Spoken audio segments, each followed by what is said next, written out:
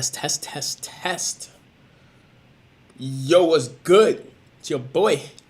Day 27. 27 is a special number, you know? It's a unique number that exists in the universe. It just pops up. All right, let me stop playing. Anyways, guys, this is day 27 of Vibe Coding, a digital service agent. Very broad. We kind of tunnel vision into a whole website experience. So today, guys, we're going to take a couple steps back, actually, but I'm going to walk you through that decision process, right? So we started this whole thing with our pre-assumptions. In the past. So I was a venue owner in Chicago. I hosted tons of events, birthdays, baby showers, etc., right? And during this experience, we managed websites and, ran advertisement, and we got clients that way. So we got a lot of bookings. Eventually, we found ourselves working for other venue owners, one in Houston, another in Indiana, tried to work with some folks in New York, etc. But anyway, we were essentially helping them build this operating system, which would help them have a front door, a website, or a landing page, similar to things that you've probably seen. And, you've seen the pitch. Everyone's seen the pitch. Hey, are you getting slow leads? Like, you don't have any leads. Are your bookings like, is it slow season? Are you not getting enough bookings? Are you not getting enough leads? Everyone promises you, yeah, we're going to get you more leads. We're going to get you more bookings. And of course, right, if people work really hard for you, they will help you, in fact, get more bookings. There are very tiny things that you could do to even improve the experience, right? Like some little things that we realized was like, one is like a website, right? Like if you have a really good website, you can filter the noise because people will reach out to you and they're not really interested. Or they might be interested, but if you don't have a process, an organized funnel, it's really hard to organize a business. Even sharing responsibilities with a partner, if you have partners in the business, right, it gets really hard. So low-hanging fruit, we started selling website with a CRM. And we custom built the CRM over the course of, I want to say, 6 months. And this was back when we started building this when Claude was not Claude Code. It was on a browser, and we used GPT as well. Eventually, Claude Code came into our terminal. As you see here, right? We jumped in our terminal, and we were just like ripping code like no one's business. Now it's like coding is nothing now, right? Like it's pretty much like water. Not everywhere, right? There's not water everywhere, but you get the point, right? In places where there is an abundance of water, it's kind of like that, right? So there's an abundance of code. We're in an era where there is an abundance of code, and what happens when there's an abundance of code? It just means like it becomes less of a problem, like to create a website. Some people still have the problem, of course, but there's more supply than demand because anyone now can make your website. Your 10-year-old cousin can make your website. Your little niece can make your website if she has GPT or whatever, right? The only other thing that becomes tricky is managing infrastructure, right? So you need a server to host a website. You need to make sure errors are logged. You need to make sure you're tracking analytics and how do you connect all those things, right? So there's still things that are relevant to managing infrastructure.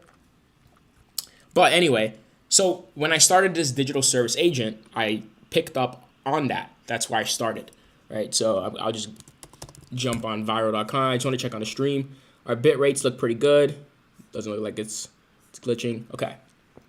So, guys, we started off with the website feature, right? So this is like the no code, no agency, describe what you want, and we'll help you build a website, right? So if you kind of go on viral.com and go through like the illustrations that kind of tell you what's happening is like, hey, we'll help you build a website, and you'll be able to book clients and, manage a CRM in the background and talk to your clients, blah, blah, blah, blah, blah, blah, blah, blah, blah, right? So that was the starting point. That's where our assumptions and our hypothesis started from.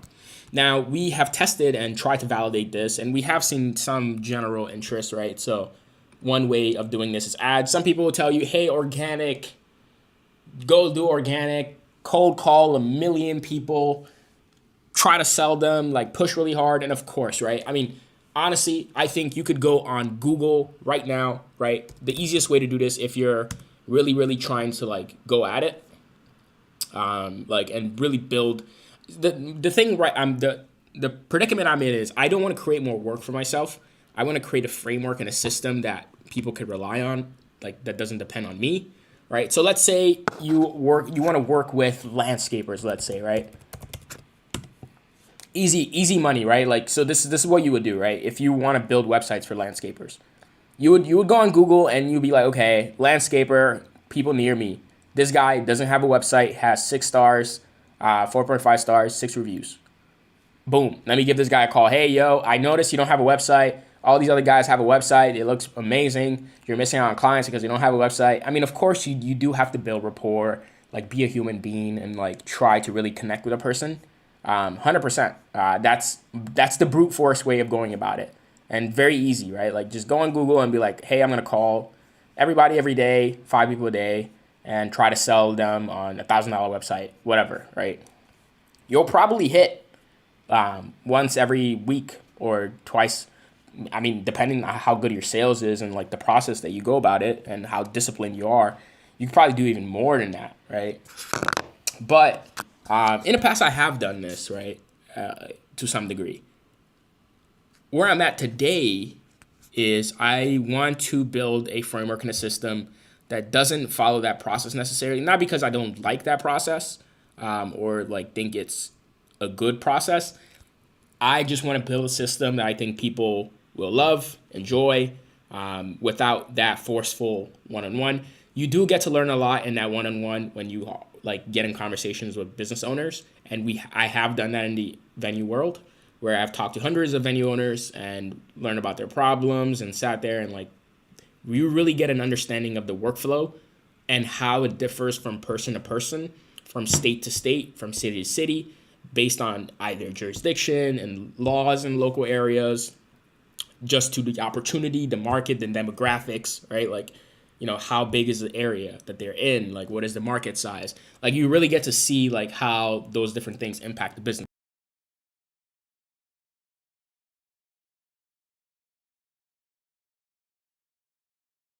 Good understanding of like the business and at scale from different perspectives.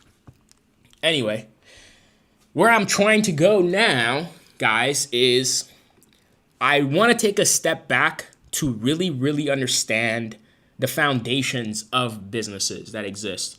And you know, I've been kind of diving in, and Instagram is interesting and Facebook is interesting because when you start thinking about something, they just like throw it on your feed, and it's a self-fulfilling prophecy because you'll stop and look at those things, and then the Instagram will be like, oh yeah, he likes this, like let's show him more of this, right? So it's self-fulfilling, but I've been kind of getting an idea of blue collar businesses and how they are set up. And I really want to understand. I want to learn more about it. I'm curious about the landscape of it. And the way that I think about it is like, for example, home services. Like we got our HVAC guys, we got our remodelers, we've got our people doing additions to buildings. We got people that are doing plumbing. We got people, just all types of home services you can think of, right? Like people in construction. And then it goes into like folks in real estate potentially, right? People in med spa. Just a wide variety of fields, right? And, you know, I just want to learn more. I just want to learn more about how these businesses get set up, the types of problems they face from different scales and evolutions of it, right? Because when I started my venue in Chicago, it was very simple. Well, there were things that we had to go through. There was a process as well, right? Like, and we weren't at the scale where there was more risk. So depending on the scale of the business, there's probably more risk, right? So our venue was 50 people, 50 people max for an event. If our venue hosted 200 people, that's a completely different risk profile than 50 guests, because 200 guests, that's, you know, a lot more security needed, a lot more, you know, insurance policy needed, right? Like it's completely different ball game in the workflow and operations. So, you know, this is kind of brings me to the position I'm at where I really want to learn more about these different businesses and how they operate, because it'll give me a better perspective of how to like build systems that help operate how to build systems that help them optimize their workflow. And it could be different things, right? Like, I don't know what that is. That's the question, right? So, I mean, and the way that I'm approaching it now, that I think I should approach it, I should have started, was asking questions. And you could do questions by calling people, hey, yo, 30 minutes, let's chat. That's one way to go about it. You could do that. Another way that I'm approaching it is by just letting people interact with things. So you've probably seen something like this before, where like people will, you've seen an ad or whatever, and you click on it, and then you just get a lot of questions, and you just like keep answering it, because like you're curious, you want to learn more. It's like educational. It's helping you learn something, but also like they're collecting information about the market and like how people, like where people are at in the market, the types of problems that they're facing, the types of solutions that they've already like done and like got rid of. So that's the thing I think is the opportunity here, is exploring and asking questions to the different businesses about where they're at. So it's a temperature check. That's the way I would position this. I would position it as a temperature check. And something that I started running was our readiness. So I'm going to jump into our viral readiness. And basically what this is just a questionnaire, right? It just, you land on it, and let me give you an idea of, and it feels a little weird sharing all this, because it's like, like, oh, what if someone does it? But I mean, I don't think it matters, honestly. If anything, this is to help hold myself accountable. I don't really care if anyone's watching. Ideally I can come back and look at this and be like, oh, like, like, look at that. Like, I learned something. I grew. Like, something happened and something changed, right? So I can take a look back and be like, oh, like, this is something that I created for myself or for anybody else, right? That was interested. So I'm not really worried about, oh, someone's gonna take it. It's not that great of an idea anyway at this point in time, right? But if there's an opportunity to learn something or people have inputs, that would be amazing as well. So here we go. So guys, what we've seen that's actually performing right now is this one, blind spots. So we're running this ad, and it's like, you don't know what you're missing. That's the problem. The average new business has 4 to 7 critical gaps, right? 38 out of 100 average score. Business licenses and permits missing, business insurance missing, business credit missing, quarterly tax setup missing, right? So these are things that are generally part of your business. So when we started our venue in Chicago, a couple of things we had to think about was insurance. You need to get insurance for your business, because what if someone breaks their leg? I mean, it's funny to like laugh about it, but it's real, right? Like, things happen. That's what insurance is for. And you don't want to be liable for things like that, right? Like, if you're a home service, like every home service person probably has an insurance.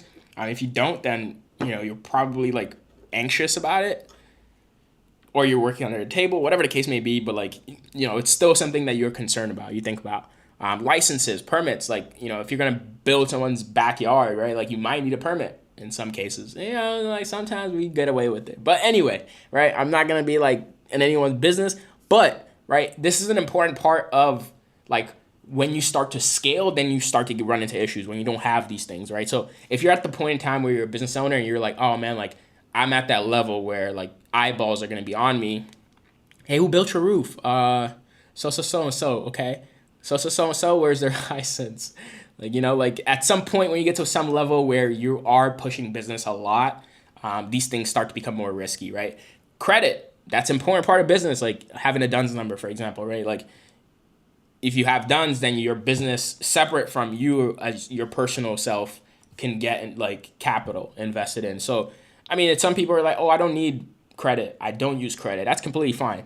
For a business, it's completely different, because it's like you're thinking about your revenue forecast, right? So let's say you get paid by invoices and you have invoices coming in the future, but you have bills right now.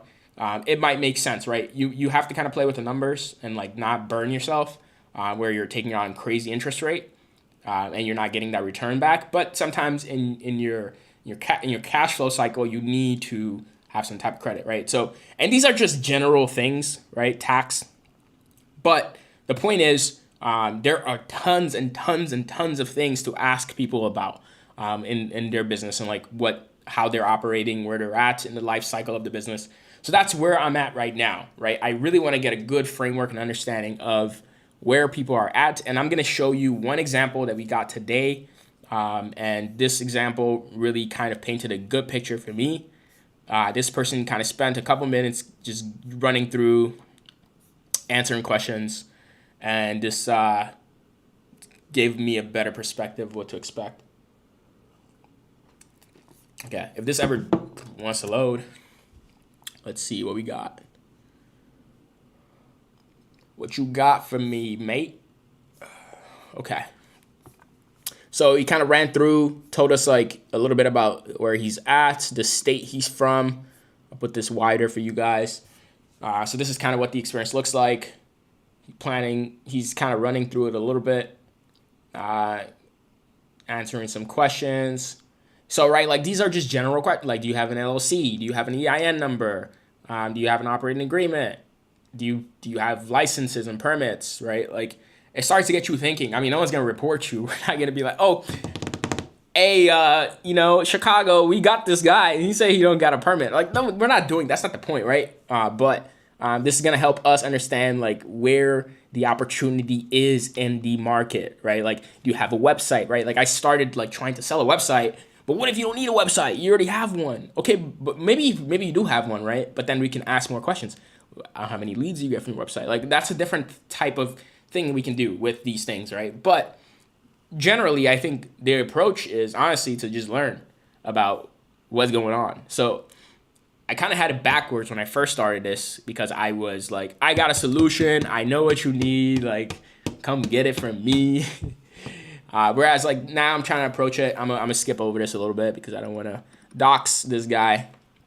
You probably got it. But anyway, one thing I do want to show here is I messed up. So I completely messed up. So this guy already had an LLC. And at the end of the flow, we offered him an LLC package. So, okay, completely wrong, guys. Like, terrible. And if you look here, funny enough, he's like, business insurance needed, right? So we ask, like, at the end of it, it's like, hey, like, you know, like, you kind of, like, wrap it up. How do you get, when did he get here? Why is it skipping? So he got a score, right? So, okay, let me it's because I was doxing him. Sorry, I doxed him again. It's fine. But anyway, don't call him, bro. So, okay, he got his business readiness score, right? So it's a 77. It says legal foundation is, like, pretty okay. So he's got his LLC, EIN. He's missing some, like, insurance stuff and permit stuff. But he's pretty okay there. Financial setup, I think, like, there's some opportunity there in terms of banking, credit, and things he can have access to. But anyway, right, like, digital presence, he said he had a website, he had a Google business, and things like that, right? So it's like you get an idea of what resources the person already has and where the gap is, right? Where is the opportunity? So from here, we should have identified this person has these things and doesn't have these things, right? So we identified, hey, you don't have an operating agreement. He actually said he didn't have one or not sure, right? And then he went forward and said, hey, I actually might need a business insurance, right? So he got here and he's like, oh, shoot, like, business insurance, like, I don't have that, right? So, and we offered him a LLC formation. So, I mean, this is not, I mean, there are a ton of things, like, we're running. So, of course, it's like, in hindsight, it seems like, okay, we should have kind of figured it out. But this is learning for me as well to improve the process. But what we should have done instead, actually, is push them into our, so we have a different funnel. We haven't really quite run it yet, but it's called licenses. So, slightly different. What we should have done is push them into this funnel with not asking the same questions over and over again. We probably would have just passed the data in because he already answered some of these questions, right? So I'll just kind of like just skip through this, right? So he already gave some of these data points. I just want to kind of skip through, but right. So like, what we should have done is say, hey, okay, you need insurance. Tell us more.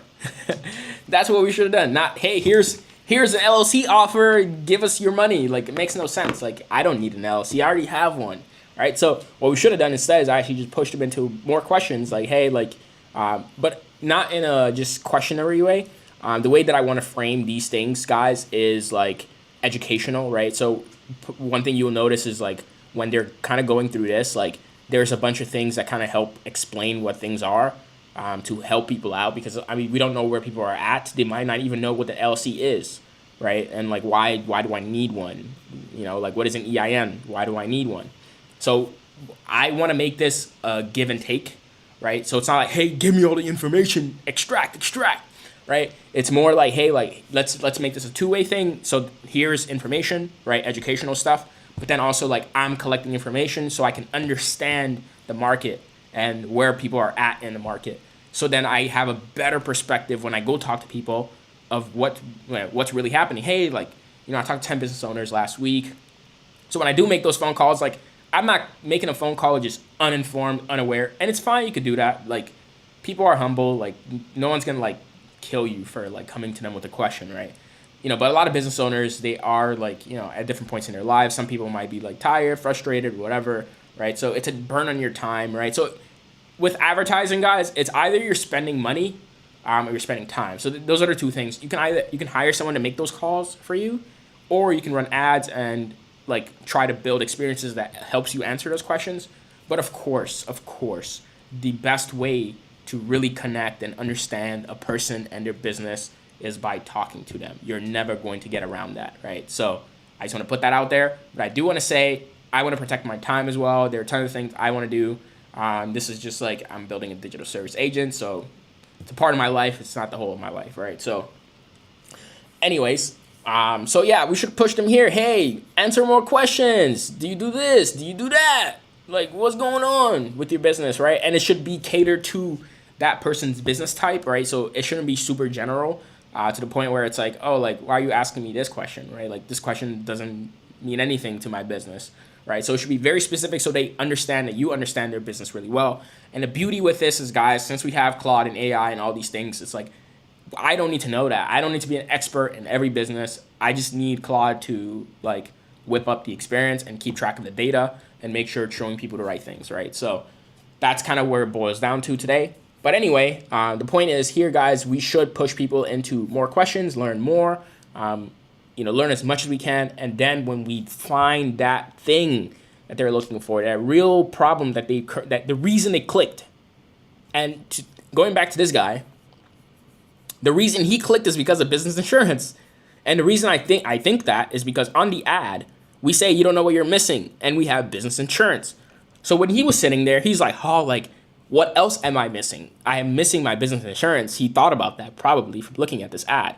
And then he's like, wait, what else am I missing? I don't know. Maybe they'll tell me, right? So he clicked the ad and he's like, okay, like, tell me, what am I missing? And then he's like, okay, yeah, I am missing my business insurance. So that's I just want to put that out there. I mean, that's my approach that I'm going to kind of push on a lot more. I don't think I'm going to really sit too hard on the website thing because it's like, I think that solution already exists and we can, of course, sell that to people. And I think eventually we will get people that will buy. I mean, in the past, we've done it with venue owners, and that's because we understand the workflow very, very well. We understand exactly what customers need because we operated venues for many years. But now we're thinking of a different ball game, right? And the reason I took a step back, guys, from venues and specifically looking at that, I'll just show you the data, guys. And this is just from running ads for a subset of time, right? So take it for a grain of salt. But anyway, from my experience, I think the reason I took a step back was because I looked at the numbers. So we ran ads side by side and, just look at the cost per landing page, right?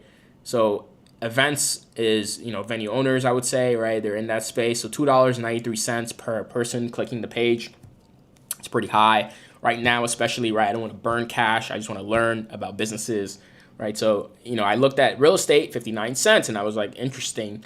Med spa as well, did really well. I don't know if I don't think I broke it apart here. Yeah, not too well. Right. So I'm trying to do better with my ads and organizing by different industry types so I can really, really understand what's going on per industry.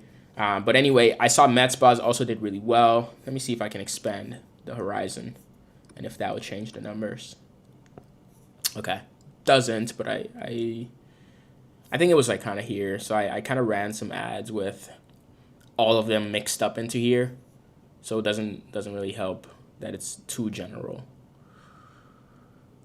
Yeah, this one is a bit general. It's a general ad, and I noticed that I think the most people came for med spa and real estate. So that's kind of why I started breaking it apart into individual components. But anyway, right? So it's just cheaper. It's cheaper to go after real estate. It's cheaper to go after med spas. It's cheaper to go after landscapers and HVAC guys. So relatively, right? This could change over time if you run more iterations, but I got enough sample size for myself to be like, hey, I have some theories. I'll go push and validate it. So anyway, just want to say, yeah, this is the approach, is to just learn as much as possible, collect as much data as possible from as many people as possible. So that's going to be my approach in the next week. So I'm going to make sure I have this flow polished. One thing I'll actually do right now with you guys is throttle some ads down if I haven't yet already.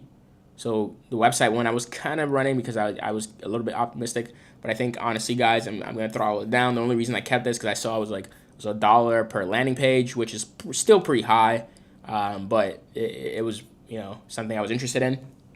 But I think I'm really going to focus on entity guys and just thinking about the structure, the readiness of businesses, where they're at, and how they're framed currently, and think about how we could help them kind of fit the gaps that exist in the industry. Like really, where are the gaps in the industry?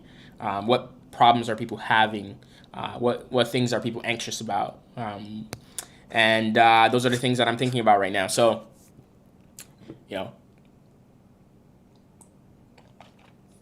let's see. Are we cooked? Are we cooked? Okay, we're not cooked. I usually don't check my chat, but I'll check my chat just to make sure. Okay, if you're in the chat, say what's up. I usually don't check my chat, but today I'm checking my chat, so that's a good thing. But anyways, okay,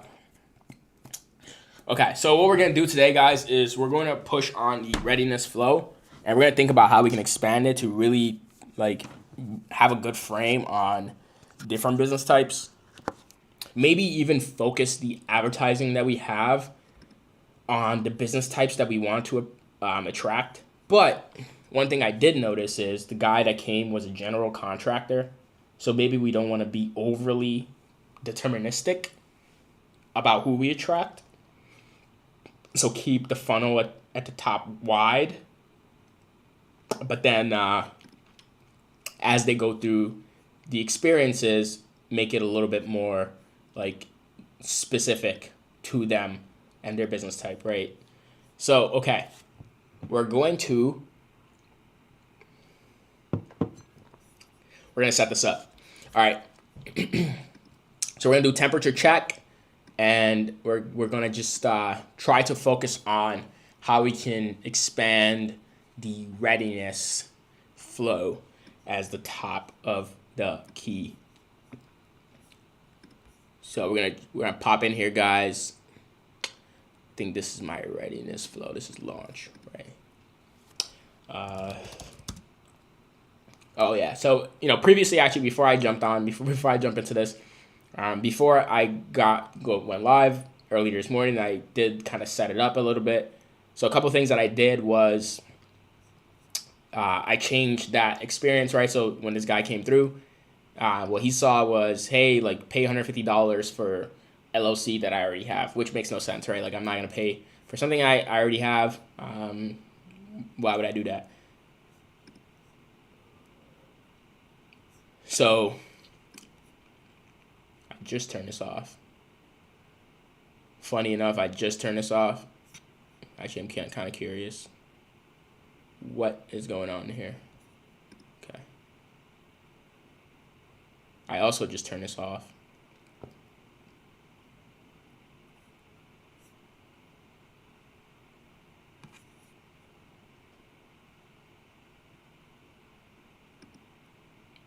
Okay. Well, it looks like it is getting some clicks, but not enough for me to be sold on it. So I think I'll go with my approach as discussed. This is me.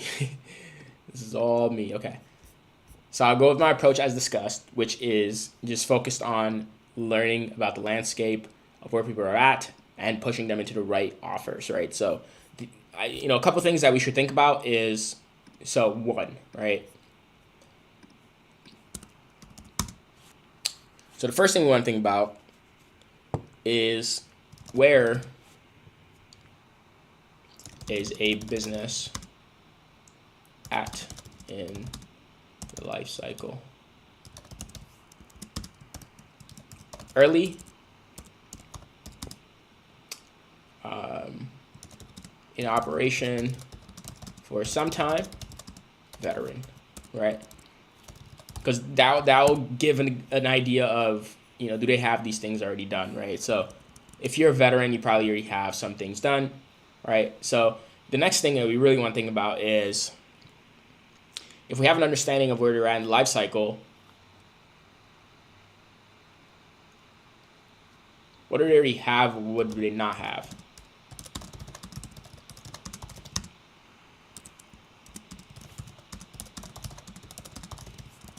And with this, it's a little bit not specific. I think to be more specific,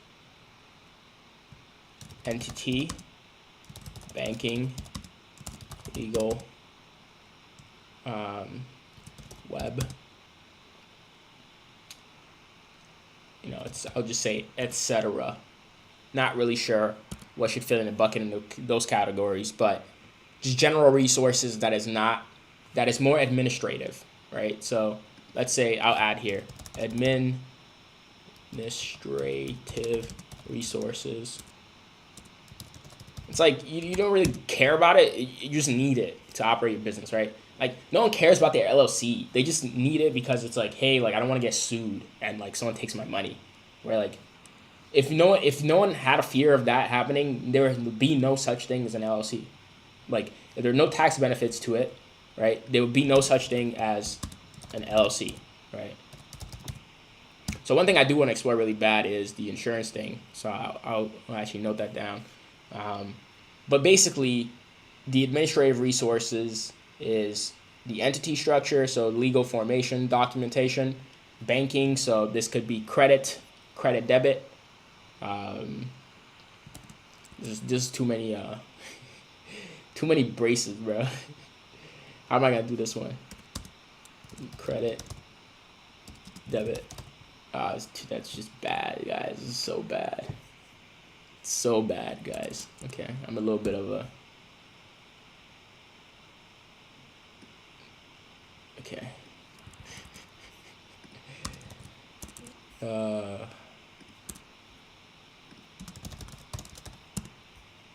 Okay, we're gonna do it this way. Banking, credit, debit, legal. Legal is just kind of like a web. It's called digital presence.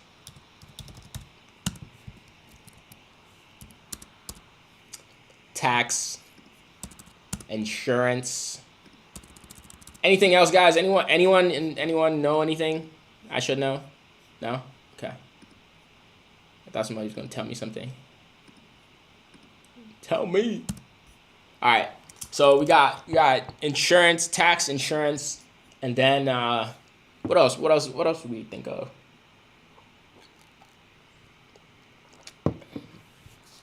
Phone line, business phone. I guess it's like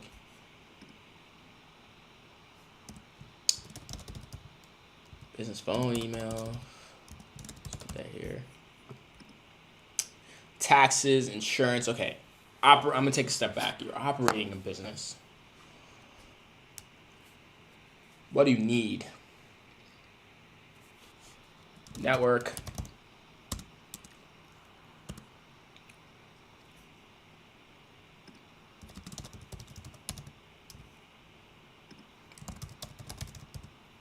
Network partners. Let's just put that here. Okay. What else might you need? And we're just actually just gonna throw this here. Where'd it go?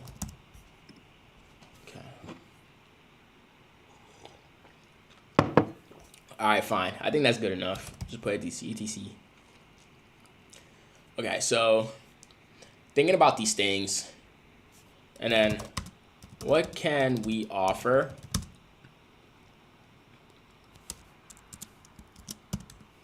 Education, right? So that's a big thing.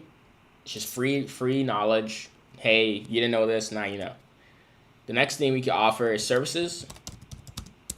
And this could be manual services, like labor. This could be software. What else could we offer? Yeah, labor, software. Yeah, I mean, consulting is basically labor. Yeah. So education, services, product. I guess product would be software as well. Could be.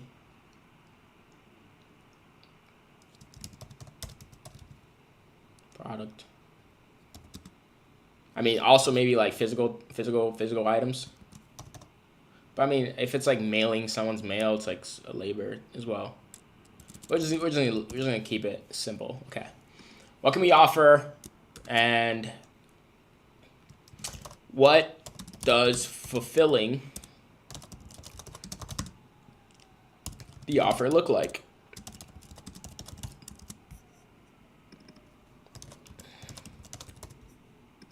Right. So okay, what does fulfilling the offer look like? It'll be like pre-written code.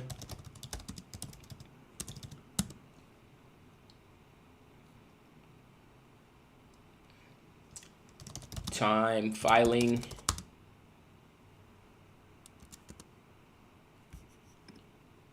I mean, I guess the first thing is just like really organizing the data. Inflow of data. And then when you organize the data, taking actions, taking manual actions needed, filing,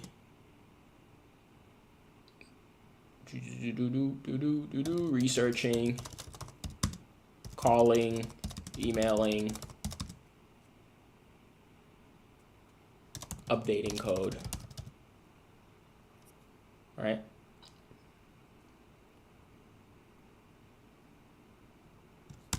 Yep.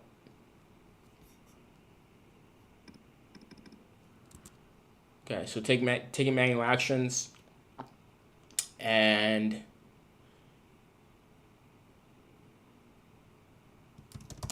automated communication. So, I mean, I would say this is just like pre-offer, or no, maybe not pre-offer because we're talking about fulfilling. During offer, post-offer, right? So, confirmation emails, things like that, updates, right? Just say updates. And follow up.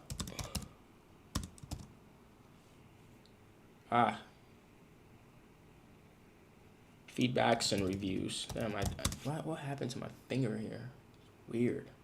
It's like a burn. I don't know why it burns. Feedback and reviews. Okay. Boom. So we, I guess it's kind of how I would frame it, right? So where's the business at in the life cycle? What do they already have? What they not have?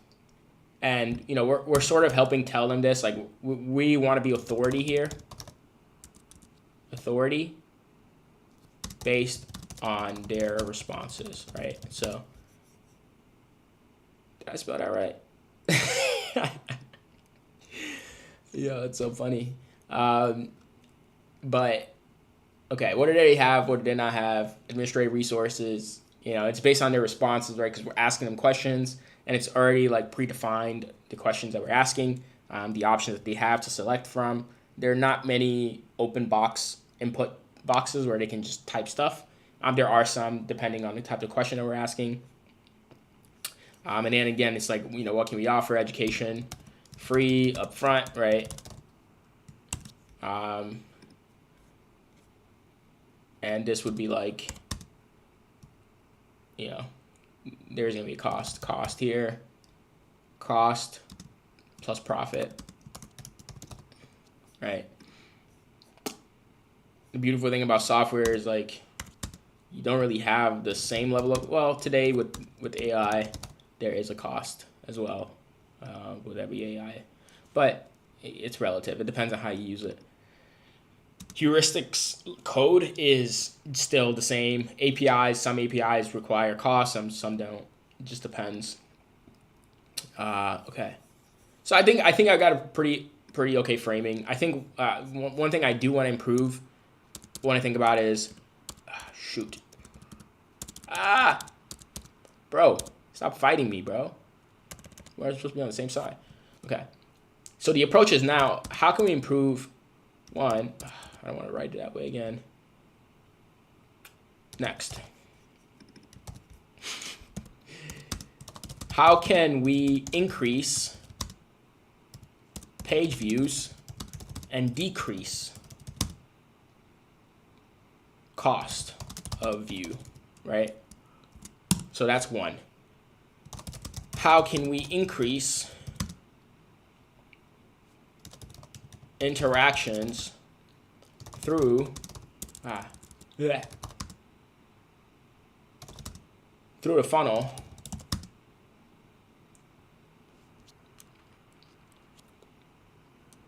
so the key is the first key is the first question.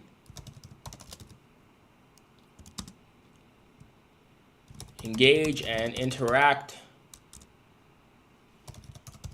with user based on the ad clicked. Like really hit on the ad offer, like exactly what they clicked on, like the reason they clicked on it, really understanding. Now I'll write that. Really understanding why a user clicked. And I say user, guys, sorry, I'm just so used to the word user, but it's a human being. Why a human? Sometimes it's a bot, bro. I don't know. Meta's gotta be stopped, bro. I'm not gonna lie to you guys. Meta has to be watched because some of these data points don't make sense sometimes. It's like, whatever. Besides that, right? So we understand why human clicked the ad and making sure the first thing they see really hits that need they had in mind, right? So we really got to follow that train of thought that they had.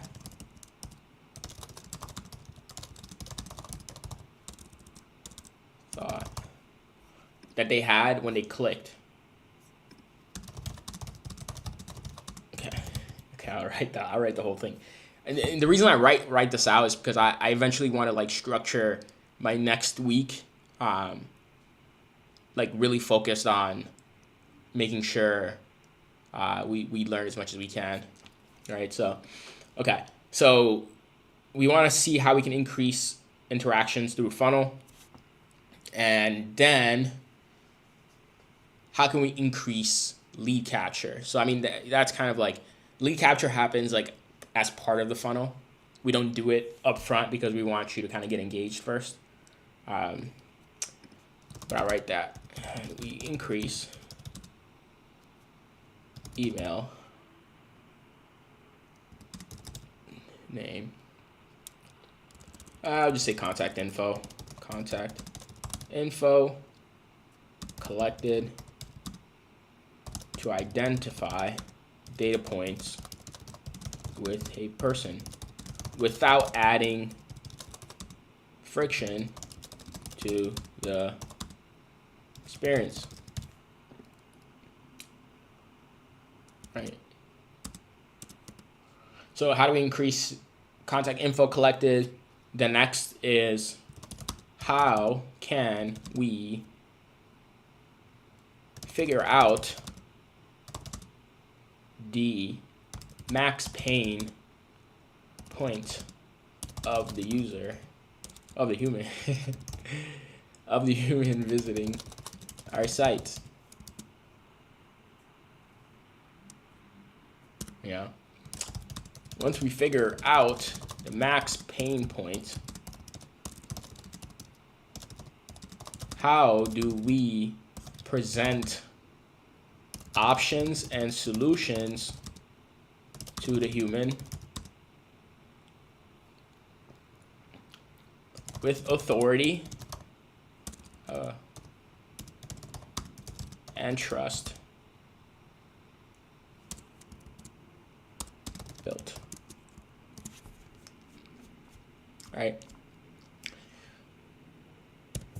And then finally, how do we convert a free visitor to a paying client that we will help solve the max pain point?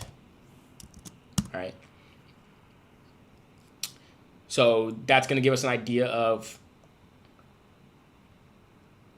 the different types of offers that we're going to set up, and of course, you know, we'll think about pricing. What pricing structures should exist, right?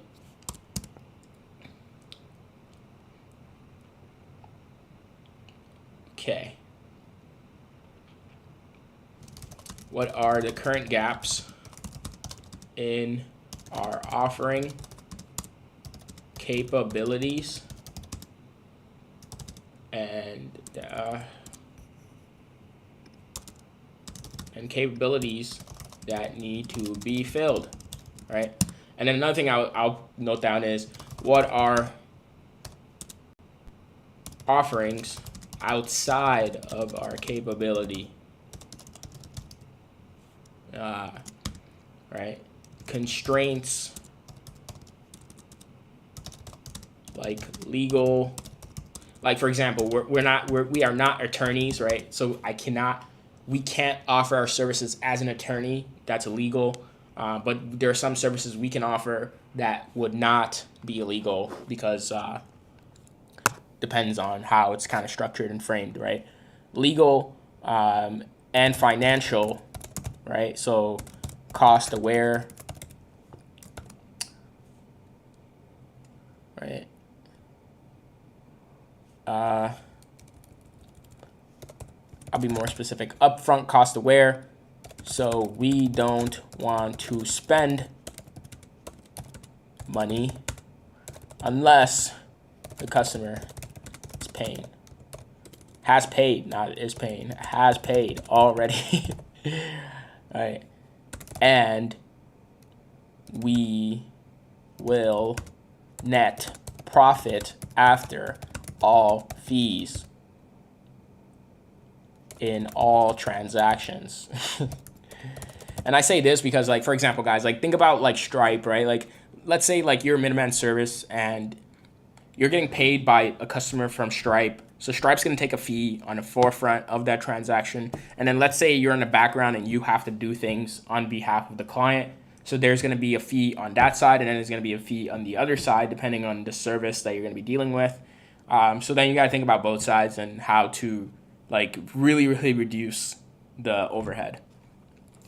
So those are the things that we're going to think about. I'm going to separate these into two. Our constraints.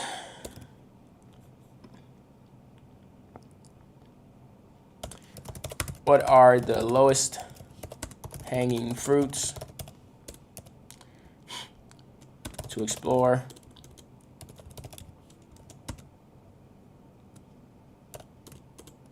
Keep in mind this means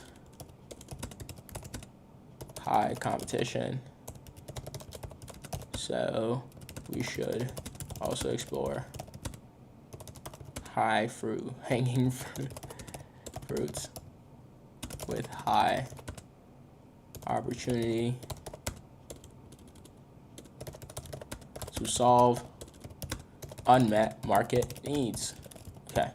So we're going to try to see if we can find like pain points that are really not being solved by the market right now for whatever reason. Okay. shoot. What are some things to consider outside of our current frame of thinking? All right. So we're gonna try to think about what's outside the box.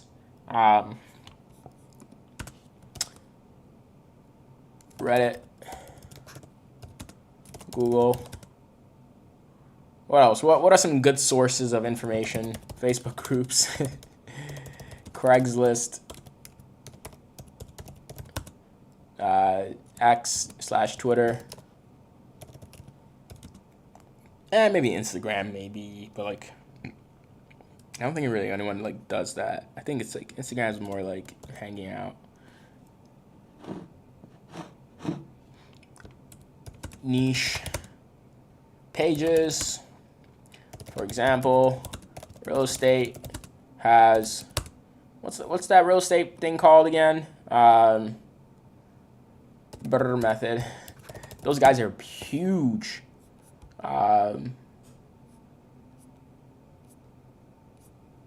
It's a forum. It's a real estate forum. Real estate forum. Bigger Pockets. Bigger Pockets. These guys are huge. But like there's a bunch of like niche like forums where like people hang out based on the industry that they're in. All right, so thinking about that. Pockets. Where do our other business owners hang out? Right. Okay, so we got a couple things, and how can we streamline the user experience from readiness with their scores to the offers, right? Another thing I want to think about actually is so we have these different experiences. How can we further customize readiness to expand on different business types once we understand, further bolstering the score system, more questions, more interactions, more engagement.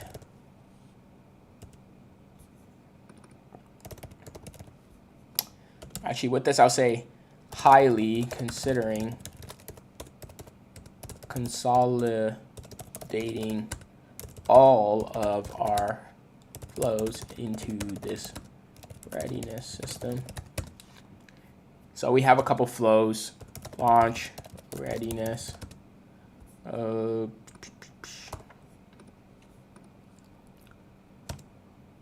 The home is website basically.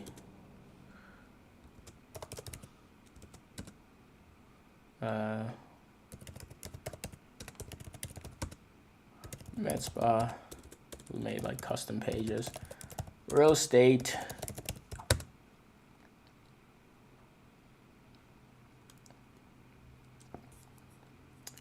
Home. I'll just put med spa.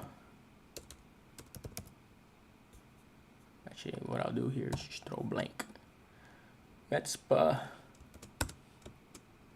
and real estate.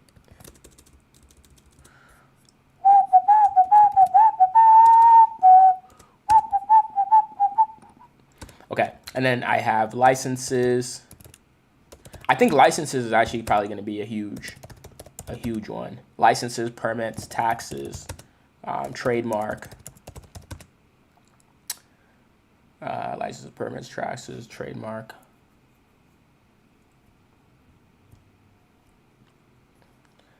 BOI filing.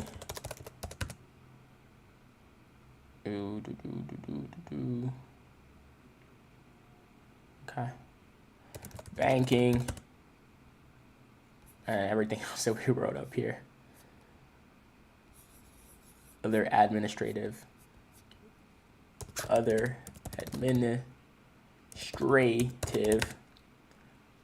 resources needed. Okay, so this is where we're at now, right? This is what we want to do. And we need a plan that will most likely have us improve ads, right? So I'm not jumping into any Facebook groups yet. At some point, I probably will. Probably catch me in a Facebook group chat and be like, hey guys, I learned all this stuff and I'm curious if you fall in any of these buckets, right? Whatever. So the things to do next is like improve the ads, improve the funnel after click, then improve the user experience,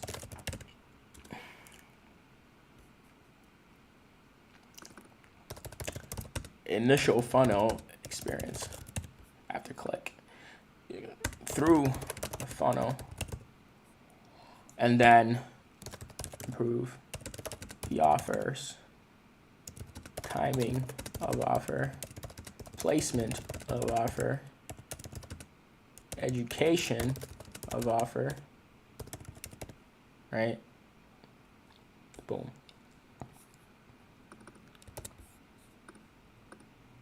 Promise of offer. Okay, so these are things we're gonna do.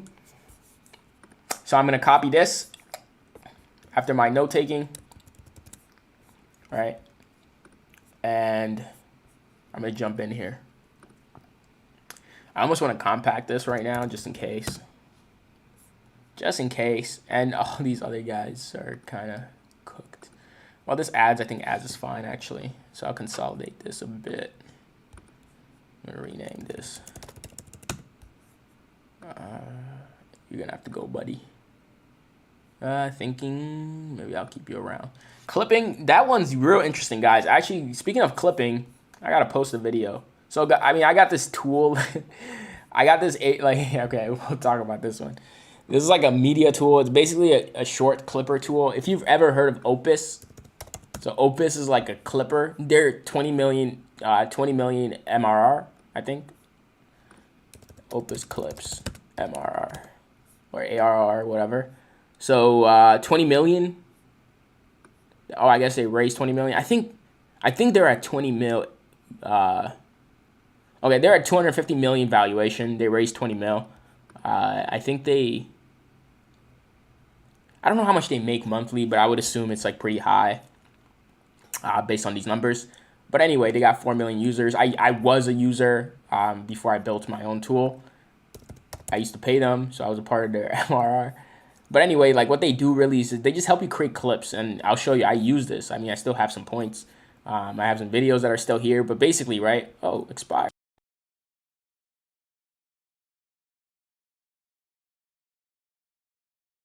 They don't want you to know. So, but basically what they do, guys, they just help you create short videos, right? You get them a video, they create short videos out of it. So I built something for myself that does the same thing as you see here. Short videos, 1, 2, 3, 4, 5, 6, 7.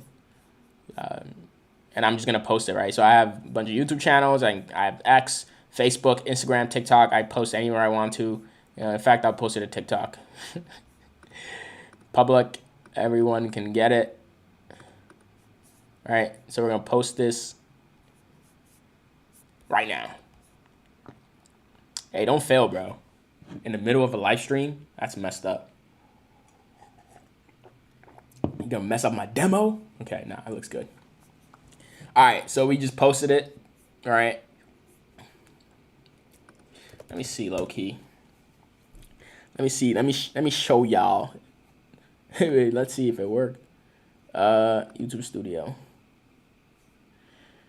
Okay, looks boom. First 11 seconds. You know, we posted it. It looks like it's going up. It's still uploading. Yeah, it's still uploading. Checking. But there you go.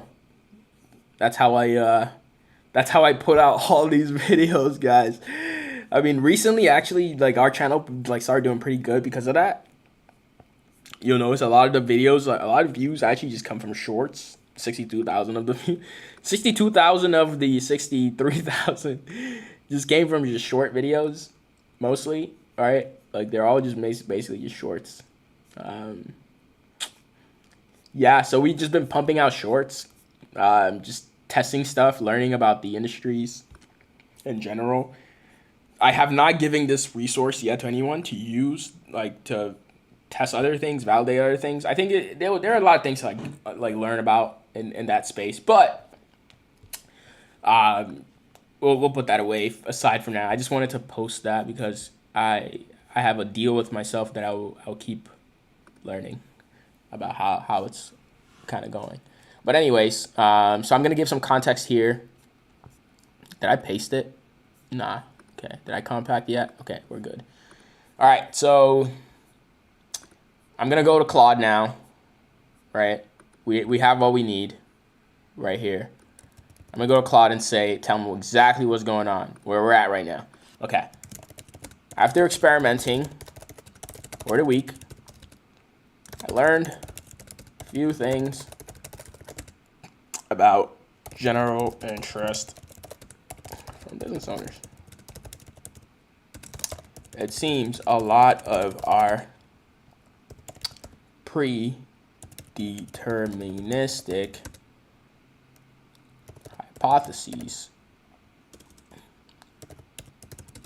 might be wrong. So we need to challenge our thinking and grow. Our best opportunity to do so is currently our readiness funnel. After watching Early Johnson interaction, we took some notes and thoughts.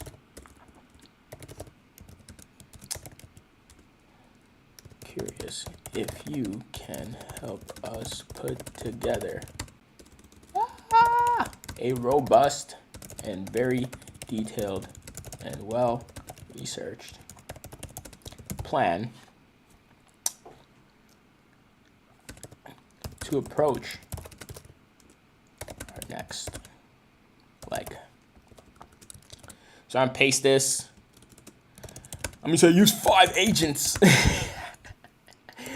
to research the internet deeply for resources for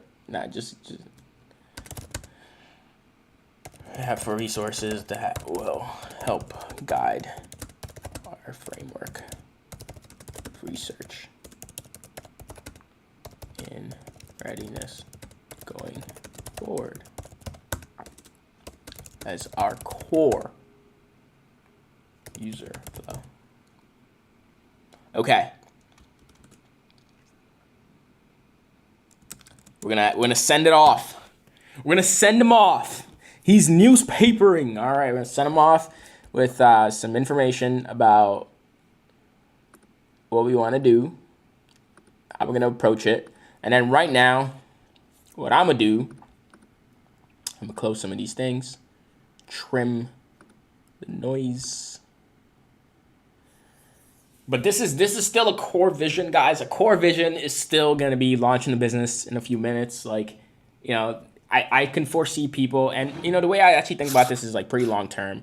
I don't think a lot of, and it's actually funny now because we have things like OpenClaw. So OpenClaw is basically like an AI agent that you could literally run autonomously on a device. Like you get a device, a different separate device for security reasons, and you just have this agent completely online. Like basically Claude, I have to come to Claude to give it instructions to do stuff. But there's now an agent called OpenClaw. You don't need to give it instructions. You just kind of set the framework of what you're trying to do. And this personal AI assistant just rips. Inboxes, emails, like calendars, flights, apparently. right? Like it just interacts with the internet basically. It has access to the internet. It does stuff. It touches things. It's unreal. It's unreal. Runs on your machine. Talk to it. Any app. It has memory. It can control browsers. Fill out forms. Collect data from websites. It can read and write to files. It can run shell commands, so executions. It can like do stuff. Yeah. The world has accelerated, guys. So you can plug it into other skills. Skills are just things that people have already built that make it a little bit more better. I guess it's kind of like add-ons, basically. Like people build add-ons and it's like, oh, this thing can now do this. So people are upgrading it. Yeah, if you haven't heard of OpenClaw, I highly recommend checking it out. The only thing with OpenClaw is just security, right? There's still a lot of questions about like, hey, what level of access does it have like to stuff? But that it's very dependent on how you want to experiment. But yeah, guys, look at this. So basically, WhatsApp, Telegram, Discord, Slack, Signal, iMessage, Microsoft Teams. And this is where people work these days. Like, you got to text people. You got to reply to people. You got to go on calls. But, like, I don't think it can take calls for you yet, especially with video calls. It has access to AI models, productivity, Notion. It's pretty cool. Trello, GitHub. That's already been done. Spotify, I guess it'll play music for you but that's not really a huge use case. Lighting, maybe. Actually, maybe. Energy costs, like we do already have motion sensors, but maybe there's a more intelligent way to do it. Maybe it has better signals than a motion sensor, or maybe it works with the motion sensors to like work better, right? Yeah, this is pretty much just the beginning, but this is we're getting far. Because I actually remember really early on, like this is like a year or two ago, we thought this was gonna be OpenClaw, and I don't think they're there. Like really, it was like really early. They were really early to this though. They went pretty far. But OpenClaw is powered. I think the reason OpenClaw got really big, honestly, is because of Claude. Because Claude really took off. Like, they really built, like, an insane system. Like, this guy right here that's doing all this research online right now for me, like, that's crazy. So, the world's kind of accelerated, so we just got to kind of learn and explore and keep trying stuff. But anyways, I'm going to take a look at this, make sure. I almost want to end the stream, guys. Where are we at? I think this is a good check-in, honestly. We're at an hour. You see, so we're at an hour. I kind of entertained myself a bit. I got to flush out my thinking, so that was great for me, honestly. I appreciated that time to just like sit there and take some notes and really reflect on where we're going, where we're at. Not being afraid to take a step back and like think about things differently. Yes, I spent a ton of time building out the website framework, but it doesn't mean I can't reuse it and people won't find value in it. It just means that's probably not the best starting point right now. So we're gonna find that starting point, the one that's going to kickstart everything, and everything else is going to make sense after that, right? Like everything else is gonna be like, oh, so that's why I spent the time learning that and doing that and putting that pieces together. Like it actually serves a purpose. Like it wasn't just random. I didn't do it for no reason. I strongly believe that, right? Like all these things I'm doing, it's not because, there's a ton of value for a lot of people using these resources. Even if I end up giving it away for free, right? Like even if I'm like, hey, like come build your website for free. It's an amazing website, like a competitive website to like a Shopify website, for example, right?